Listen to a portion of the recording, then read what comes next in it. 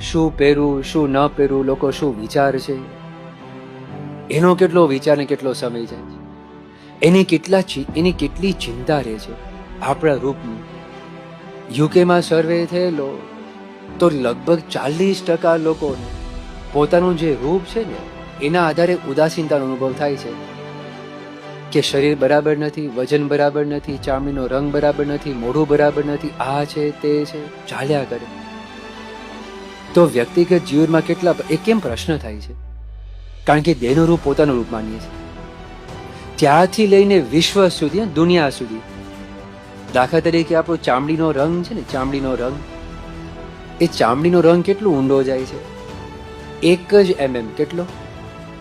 1 જ મિલીમીટર.